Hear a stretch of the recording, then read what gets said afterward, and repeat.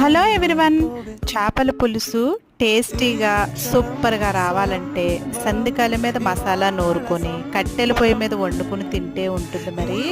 మరి అమ్మ చేసిన ఈ చేపల పులుసు ఎలా వండుకోవాలి వీడియోలో చూసేద్దాం.